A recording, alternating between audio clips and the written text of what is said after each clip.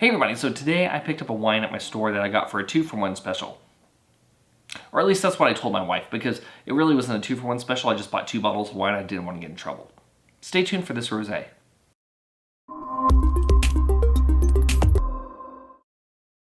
Hey everybody, if you like today's video, go ahead and subscribe to the channel, click that notifications bell, and do other things to get notified whenever I post future reviews for 2-for-1 specials. Anyway, so today I'm going to be reviewing the Michel Armand 2020 Rosé d'Anjou. It is 10.5% alcohol by volume. I can't remember how much I paid for it because it was free. Remember, it was free. Yeah, so I grabbed this cork because one thing I wanted to show on this wine to begin with is the difference. The rosé cork is about 3/8 of an inch to maybe even half an inch shorter than the other one. I already feel like somehow I've lost money. I don't even know how. But let's take a look at this rosé. The Anjou isn't typically known for having dry rosé. It's typically known for having off-dry to maybe medium dry rosés. So I'm interested to see what comes out of this wine. But from a color standpoint, you're pale pink. All right, so on the nose, I mean, I'm getting strawberry, I'm getting a little bit of cherry raspberry. There's a little bit of, there's a touch of bubble gum. There's also a little bit of orange blossom. But I mean, overall, not too complicated, just a lot of primary fruit, tiny bit of florality. But how's it taste? Borderline between off-dry and medium dry, probably leaning towards medium dry. Really candied elements. So like that raspberry, that strawberry, is just, I mean, it tastes candied. It really does taste like it's candied. There's a good amount of residual sugar. In terms of the body, I would say it's probably medium plus body.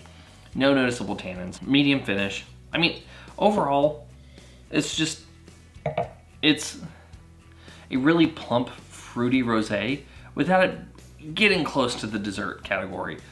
I mean, as a matter of fact, I would probably serve this rosé with some food that would probably stand up to it a little bit. Like, this wouldn't be a bad rosé to pair with a savory tart that has a little bit of fruit with it. I think that would go well with it. I also think it would go well with some pork dishes.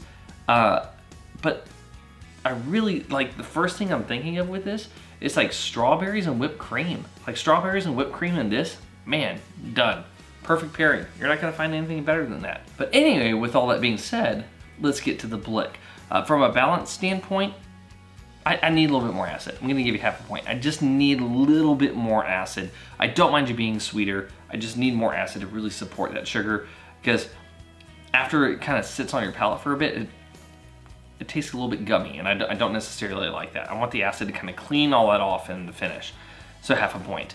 In terms of length, medium finish, half a point. Intensity, medium minus on the nose, medium plus on the palate, so I'll even it out and give you half a point.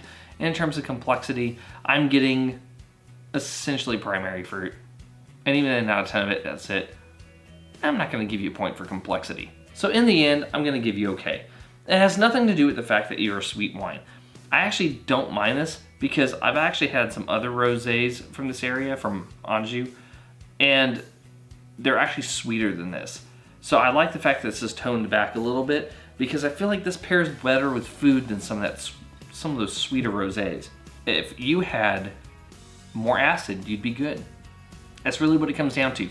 That's really what it comes down to. Is the borderline tipping point here is that it needs more acid, and with that, it would be nice, but it's just not going to happen with this wine in its current state.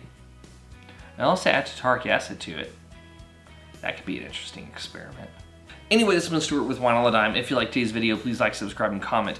Have you had the 2020 Michel Armand Rosé d'Anjou? I'd be interested to know if you have. Leave a comment below, like below all the text and stuff where it says comment. Type something in. And I'll see you all again soon with another episode from Wine on the Dime.